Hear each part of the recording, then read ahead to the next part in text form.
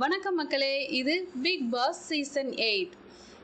இந்த சீசனில் வீடு ரெண்டாக பிரிஞ்சிருக்கு அப்படின்றது நமக்கு ஏற்கனவே தெரியும். ஒரு சைடு கேர்ள்ஸும் ஒரு சைடு பாய்ஸும் இந்த மாதிரி இருக்கிறாங்க. அவங்கவுங்க வீட்டை அவங்கவுங்க பத்திரமா வச்சுக்கணும், அவங்கவுங்க ஆட்சி செய்யணும் அப்படின்ற மாதிரி இருக்குது. இப்போ அவங்கவுங்க வீட்டுக்கான ரூல்ஸை அவங்கவுங்களே கிரியேட் பண்ணிக்கோங்கப்பா அப்படின்ற மாதிரி பிக் பாஸ் சொல்லியிருந்தாரு. நம்மளுடைய கேர்ள்ஸ் சைடும் சரி பாய்ஸ் சைடும் சரி அவங்கவுங்களுக்குரிய ரூல்ஸை அவங்களே கிரியேட் பண்ணி கன்ஃபெஷன் ரூமில் போய் பிக் பாஸ்ட்டை சொன்னாங்க. அதில் எதெல்லாம் ஓகே எதெல்லாம் நாட் ஓகே அப்படின்ற மாதிரி பிக் பாஸ் ஃபில்ட்ரு பண்ணி இன்றைக்கி ரூல் புக்காகவே கொடுத்துட்டாரு. அதை தான் இந்த வீடியோவில் நம்ம பார்க்க போகிறோம். இதில் கேர்ள்ஸ் வீட்டுக்கான ரூல்ஸ் என்னென்ன அவர் அனுமதிச்சிருக்காரு அப்படின்னு பார்த்தீங்கன்னா, கேர்ள்ஸ் வீட்டுக்குள்ளே வரணும்னா அனுமதியோடு தான் வரணும், அனுமதி இல்லாமல் வரவே கூடாது. அதே மாதிரி பர்மிஷன் இல்லாமல் விளையாட்டாக உள்ளே வந்தால் கூட நாங்கள் சொல்கிற வரைக்கும் வெளியில் போகக்கூடாது, இங்கே தான் இருக்கணும் அப்படின்ற மாதிரி சொல்லியிருக்காங்க. அதே மாதிரி மூணாவது பாயிண்ட் என்ன அப்படின்னு பார்த்தீங்கன்னா, இவங்க ஃபஸ்ட்டு டேவே ஒரு டீல் போட்டிருந்தாங்க. இந்த ரூம் உங்களுக்கு வேணும்னா ஆண்கள் சைடில் நீங்கள் யாரையுமே நாமினேட் பண்ணக்கூடாது ஒரு வீக் அப்படின்ற மாதிரி சொல்லியிருந்தாங்க. அந்த டீல் கேன்சல் ஆகும் எப்போ அப்படின்னு பார்த்தீங்கன்னா, பிக் பாஸ் கூப்பிடாம கன்ஃபெஷன் ரூமுக்கு சுய விருப்பத்துக்காக யாராவது உள்ளே நுழையிறாங்க அப்படின்னாங்கன்னா அன்னைக்கு அந்த டீல் கேன்சல் ஆகும் அப்படின்ற மாதிரி சொல்லியிருக்கிறாங்க. இந்த டீலுக்காக தான் பாய்ஸ் மாறு தட்டி கொண்டே இருந்தாங்க, சாதிச்சுட்டோண்டா மாறா அப்படின்ற மாதிரி. இப்போ அந்த டீலே கேன்சல் ஆகிற மாதிரி நம்மளுடைய கேர்ள்ஸ் சைடும் ஒரு ரூல்ஸ் போட்டிருந்தாங்க. அதையும் பிக் பாஸ் அனுமதிச்சிட்டாரு அப்படின்றத இதில் பார்க்க முடியுது.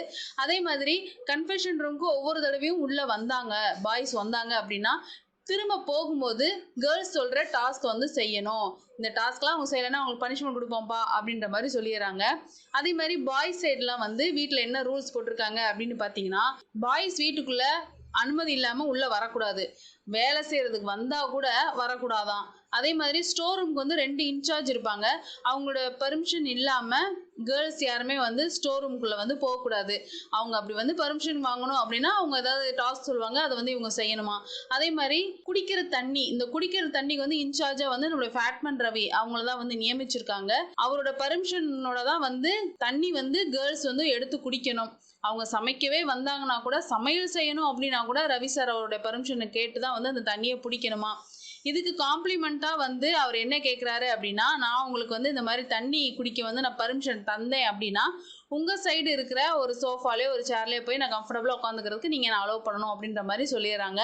அதேமாதிரி பார்த்தீங்கன்னா கிச்சனில் சமைக்கணும் அப்படின்னா பாய்ஸ் இன்னாரெல்லாம் மட்டும்தான் சமைக்கணும் அப்படின்னு யாரோ சொல்கிறாங்களோ அவங்க மட்டும்தான் சமைக்கணுமா. இதெல்லாம் பாய்ஸ் வீட்டுக்குரிய ரூல்ஸாக சொல்லியிருக்கிறாங்க.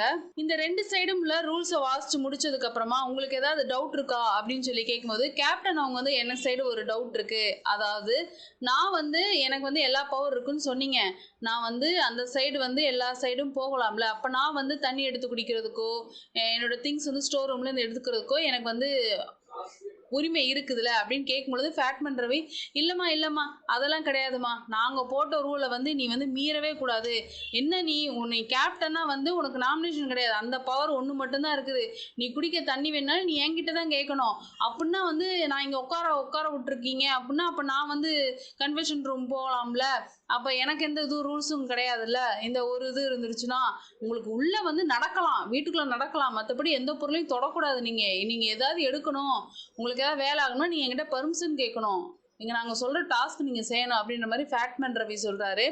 இதில் கேர்ள்ஸ் சைடு ரொம்ப இல்லைங்க, கேப்டனாக அவங்களுக்குன்னு ஒரு பவர் இருக்கும், உங்களுக்கு இந்த வீட்டில் எல்லா உரிமையும் இருக்குது, 2 வீட்டுக்குமான கேப்டன் நீங்கள் தான், அதனால நீங்கள் பொதுவான ஆள் அப்படின்னு தானே சொன்னார் அப்படின்ற மாதிரி கேர்ள்ஸ் சைடு எவ்வளோ சொல்லி பார்க்குறாங்க. ஆனால் ஃபேட்மன் ரவி நான் சொல்கிறதான் கரெக்டுன்னு சொல்லுவார் பாருங்கள், நீங்கள் என்ன பிக் பாஸ்ட்டு கேளுமா கேளு அப்படின்றாரு. உடனே தர்ஷிகா அவங்களும் ஏதாவது கேட்க வர்றாங்க, பிக் பாஸ் இந்த மாதிரி எனக்கு ஒரு டவுட் அப்படின்னு கேட்க வராங்க. ஆனால் ஒன்று தெரிஞ்சுக்கோமா, என்னோட ஒப்பீனியன் சொல்கிறேன், நான் சொல்கிறதான் சொல்லுவார், உனக்கு எந்த அக்சஸும் கிடையாது, உனக்கு நாமினேஷன் கிடையாது, அவ்வளோதான், இந்த வீட்டில் நீ சும்மா நடக்கலாம், அவ்வளோதான், நீ உனக்கு ஏதாவது தண்ணி வேணாலும் நீ என்கிட்ட கேட்டு தான் வாங்கி குடிக்கணும் அப்படின்ற மாதிரி சொல்லிடுறாரு. இப்படியே ரொம்ப நேரம் போராட்டம் போச்சு. போராட்டத்தில் பிக் பாஸே அவர் ரொம்ப டயர்டாயிடுறாரு. ஏன்பா எதுக்குப்பா எல்லாரும் இன்னும் இங்கேயே உட்காந்துருக்கிறீங்க, உங்களுக்குலாம் வேறு வேலை வெட்டி இல்லையா, எப்படியே நானும் எவ்வளோ நேரம் தான் நீங்கள் போவீங்கன்னு வெயிட் பண்ணிட்டு இருக்கிறது அப்படின்ற மாதிரி டென்ஷன் ஆகி கேட்குறாரு. பேசுறாரு. உடனே தர்ஷிகாவும் இல்லை சார் எனக்கு ஒரு டவுட் இருக்குது, அதை நான் உங்கள்கிட்ட கேட்கலாமா அப்படின்னு சொல்லிட்டு கேட்குறாங்க. அப்போ வந்து பிக் பாஸ் அவர் என்ன சொல்கிறாருன்னா, தர்ஷிகா நீங்கள் நல்லா தெரிஞ்சுக்கோங்க, நீங்கள் வந்து தலைவி, அதாவது கேர்ள்ஸ் வீட்டுக்கு மட்டும் நீங்கள் வந்து கேப்டன் கிடையாது, 2 வீட்டுக்குமே நீங்கள் தான் கேப்டன். அப்படிங்கும் பொழுது உங்களுக்கு 2 வீட்லையுமே எல்லா உரிமையும் இருக்குது. அதே மாதிரி உங்களுக்கு தேவையான தண்ணியோ ஸ்டோர் ரூமில் உங்களுக்கு தேவையான பொருளோ நீங்கள் எடுத்துக்கலாம். ஆனால் நீங்கள் வந்து 2 வீட்டுக்குமே பொதுவான ஆள், அதனால் நீங்கள் நடுநிலையாக தான் இருக்கணும், பாரபட்சம் இல்லாமல் நடக்கணும். அதனால் உங்களுக்கான தேவைகளை மட்டும்தான் நீங்கள் செஞ்சுக்கணுமே தவிர்த்து மற்றவங்களுக்குரிய பொருளை எடுத்து கொடுக்குறதோ இந்த வேலையை நீங்கள் வச்சுக்கக்கூடாது மகனே அப்படின்ற மாதிரி பிக் பாஸ் சொல்கிறாரு. இதை கேட்டால் உடனே பசங்க சைடு வந்து ஒரே கிளாப்ஸ் தட்டுறாங்க. ஏய் நீ குடிக்கவே தண்ணி கொடுக்கக்கூடாதுன்னு சொன்ன பயவில், நீ எல்லாம் கையே தட்டக்கூடாது அப்படின்ற மாதிரி கேர்ள்ஸ் எல்லாம் முறைச்சு பார்த்துக்கிட்டு இருந்தாங்க. இப்படியாக ஒரு கிளாரிஃபிகேஷன் கொடுத்து வந்து இது பண்ணிடுறாரு. அப்பயும் வந்து பிக் பாஸ் தெளிவாக சொல்கிறாரு, நீங்கள் வந்து யாராவது இரும்பிட்டு இருக்கிறாங்க, தக்ஷிகா இதை வந்து மெயினாக கேட்டாங்க, இப்போ யாராவது இரும்புறாங்க அப்படின்னா என்கிட்ட இருக்கிற தண்ணியை நான் உங்களுக்கு கொடுக்கலாமா, இல்லை அவங்களே தான் போய் தண்ணி பிடிச்சிட்டு வந்து குடிக்கணுமா, அது வரைக்கும் நான் வெயிட் பண்ணணுமா அப்படின்னு கேட்கும்பொழுது பிக் பாஸ் அவங்க வந்து அதுக்குமே கரெக்டாக பதில் சொல்லிடுறாரு. நீங்கள் வந்து மனிதாபிமானத்தில் கேட்குறீங்க, அவங்களும் ஒன்றும் மனிதாபிமானம் இல்லாத மிருகங்கள்லாம் கிடையாதுமா பசங்கள்லாம் அப்படின்ற மாதிரி இன்டெரக்டாக ஒரு அடி அடிச்சு விட்டுறாரு. ஆனால் நம்மளை தான் போட்டு தாக்குனாருன்னு கூட தெரியாமல் பாய்ஸ் அதுக்கும் கை தட்டி விசில் அடிச்சாங்கன்னா பார்த்துக்கோங்களேன், என்ன கொடுமை சரவணா அதெல்லாம் அப்படின்ற மாதிரி நமக்கு இருந்துச்சு. இன்னும் என்னென்ன கூத்தெல்லாம் பிக் பாஸ் ஹவுஸ்குள்ள நடக்க போதோ அப்படின்ற மாதிரி தான் இருக்குது. இப்படியாக இந்த நிமிஷத்துல இருந்து இந்த வீடு 2ஆ பிரிஞ்சிருச்சுங்க, ரூல்ஸும் வந்துருச்சுங்க. இனிமே தான் ஆட்டம் களைகட்ட போகுது. ஒவ்வொரு டாஸ்க்லையும் எப்படி இந்த ரூல்ஸ் எல்லாம் அவங்க யூஸ் பண்ணி விளையாட போறாங்க அப்படின்றது தெரியல. ஓகே மக்களே, இது போன்ற சுவாரஸ்யமான பிக் பாஸ் ரிலேட்டடான செய்திகளை தெரிந்து கொள்ள எங்களோட சேனலோட தொடர்ந்து இணைந்திருங்க. மறக்காம எங்களோட சேனலை சப்ஸ்கிரைப் பண்ணுங்க, என்னோட வீடியோவை லைக் பண்ணுங்க. உங்களுடைய சப்போர்ட் எனக்கு ரொம்ப தேவை மக்களே. மீண்டும் அடுத்த வீடியோல சந்திக்கலாம். பாய்.